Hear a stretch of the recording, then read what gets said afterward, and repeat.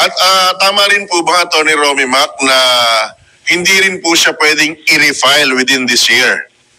Oo, walang refiling yan this year kasi sabi nga na Ang isa na rin sa mga suki natin, veteran election lawyer, si Atty. Romulo Macalintal. Atty. Romy Mac, good morning. Johnny Bañez, Jopel Peleño po, DWIC, Hello Channel 23. Attorney. good morning sa inyong dalawa at sa inyong mga nagpapanood, nagpapakinig. Alright, unang-una sa lahat, saan po patungo ang impeachment na ito laban sa Vice Presidente kung ikaw po ang tatanungin, Atty. Romy Mac? Well, yan ay depende na sa ating mga senador kung ano ang kanilang gagawin. At tayo namang mga mamamayan, tayo nagmamasid lamang kung ano ang kanilang gagawin. At siyempre, inaasahan natin ang ating mga senador na magiging aktibo sila sa bagay na ito sapagkat this is a very sensitive case, very important ito sa ating bansa. At makikita natin dito kung talagang karapat-dapat na inihalal natin ang ating mga senador. At makikita natin dito kung paano sila, how they will function during the impeachment trial. At siyempre, sabi nga, this will now separate the boys from the men. At isa pang controversial na Atty. Romy Mac, kaya talagang pinilit kitang ma-interview ngayong umagang ito, ang akala po namin, ako in particular, ngayong Jopel, mga kabalitan-kabalitaktakan, na ganun lang kasimple na kung sino yung mananalong kandidato bilang senador sa susunod na session, Election. automatic na silang magiging Senator Judge. Hindi po pala. Hindi ganun kasi yan kasing impeachment case na yan laban kay Vice Presidente Sara Duterte. Opo. Dapat aksyonan at tapusin ng kasalukuyang Senado bago matapos ang kasalukuyang 19th Congress. Nasa 19th Congress sila Opo.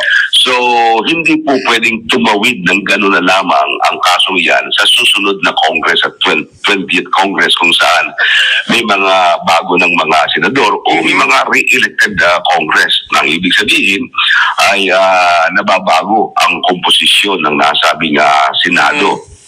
Kasi merong mismong provision sa Rules of the Senate, yung Section 21 ng Rules ng Senate, yung Article 4044, na talagang sinasabi nila doon, Section 123 yun, na sinasabi na lahat ng mga nakabimbing mga proceedings o mga bagay-bagay ay nagwawakas pagkatapos ng termino ng bawat kongreso. So in other words, sa 19th Congress, tapos sila doon.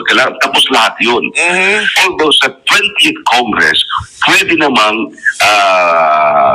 talakayin ng bagong Congress, ng bagong Senado. Ngunit, ituturing na parang bagong file lamang yun na as if it was just presented for the first time. So para bang lumalabas pagka sa susunod na Congress at itutuloy nila yun, sasabihin, hindi, bago lang ito. So pag ginawa nila yun, medyo delikado kasi sasabihin naman ng kampo ni Sara Duterte, hindi na po pwede yan. That is now a new case. And you cannot file impeachment case against me for another case within a period of 1 year. Kasi mayroong ganung 1-year prohibition. Kaya yun ay medyo delikado kung hihintay nila. At yung rule na yan ng Senate, yan ay pinagtibay din ng ating Korte Suprema. Sa may kaso yan yung Garciliano versus Comelec at saka Javier versus the Senate, na kung saan sinabi ng Korte Suprema na lahat na ng mga all pending matters and proceedings shall terminate upon the expiration of the Congress, of one Congress. So, delikado yun kung anong mangyayari. Kaya kailangan, sa ako tatanungin kung gusto na ituloy yan, simulan nila ngayon. Hindi po pwede maghintay ng June 2. Kasi pagdating ng June 2, gagawa pa sila ng rules and regulations. Dapat bago. Magpapublish pa sila dyan. Aray. At ang publication dyan, kaya mga 10 days, sa official gazette o kaya sa 2 newspapers of general circulation. Then pagkatapos dyan, ino-notify pa nila si Sara para sagutin yan within a period of 10 days. Alright. And So, then, tapos, yung prosecutor, may karapatan din sumagot within a period of 5 days. So, medyo matagal. mahaba. At tama rin po ba, Atty. Romy Mac, na hindi rin po siya pwedeng i-refile within this year? Oo, walang refiling yan this year kasi sabi nga ng ating saligang batas, ang isang impeachable official, pwede mo lang mag-initiate ng impeachment proceedings sa isang beses lamang sa isang taon. Ay ito, na-initiate na. Kasi ibig sabihin ng initiation, nanggaling na sa House of Representatives. Nasimula na sa House of Representatives. Pag nasimula na yun doon, at naisang pa nga sa Senado, abay, hindi ka na pwede mag-refile ng panibagong kaso. Kasi kahit na iyan pa rin ang kasong andoon, para bang panibagong kaso yan, parang refiling ang mangyayari. Ang mangyayari po, Tony Romy Mac, mababaliwala, back to zero kung gano'n na mangyayari. Kung hindi nila matapos sa Back to zero yan, no? Babalik sa parang baliwala yan.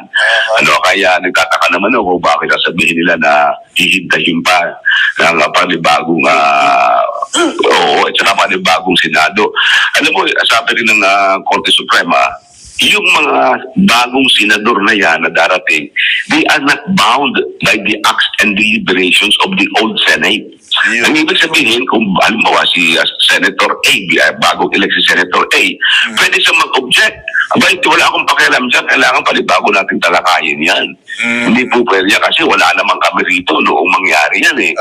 So, hindi sila, they are not bound, hindi gapos ang kanilang sarili para tanggapin ang anumang nandoon.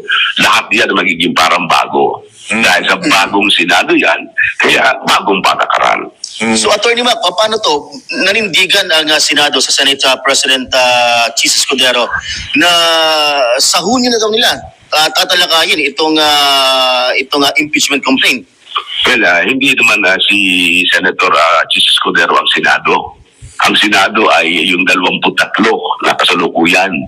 Kaya depende yan doon sa kanilang 23 kung talagang tatanggapin nila ang ganong paninindigan o ng Senate President. Kasi pwede naman kung halimbawa tumawag ng special session ang Pangulong Marcos, pwede magkaroon ng butuhan doon kung talagang dapat bang ipagpatuloy o hindi dapat ipagpatuloy. So depende na rin yun sa leadership ng Senado kung paano nila tatalakayin ang bagay na yan. Kaya yung 23 senador na yan, sila ang magdidesisyon yan.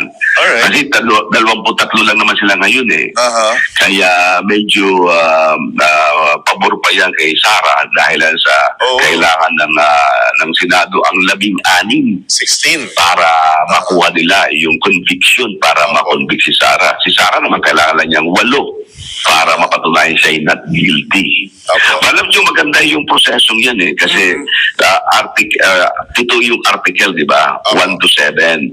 So matapos ang paglilitis, tatanungin ngayon ang mga mga senador ng presiding officer, ano ang desisyon ninyo sa Article 1? Guilty or not guilty? So kailangan 16 doon magsasabing guilty. At least 16. So kung ano mangyari doon, Article 2, ano ang inyong decision? So bawat article, bibigyan nila ng boto yan. Alright. Attorney Romy Mac, dito pumapasok yung sinasabi nilang pwede nang kumumpas or may kumpas ang Malacanang. Kasi ang base sa binabasa naming ulat, willing si Pangulong Marcos na pagbigyan kung hihilingin ng mga senador ang special session. Yes. Diba? Alam naman natin na itong impeachment proceedings, ito ay political. Kaya sila ang gumagawa ng mga batas, at magiging yung mga definition ng ground, sila ang bahala dyan. Katulad ng definition ng high crimes, other high crimes. Ano bang ibig sabihin yan? Maging ang Korte Suprema, sinasabi, ay bahala sila kung ano ang definition nila. So, lahat ito ay political dynamics. Kaya bahala ang ating mga senador na tingnan kung ano ang mangyayari dyan.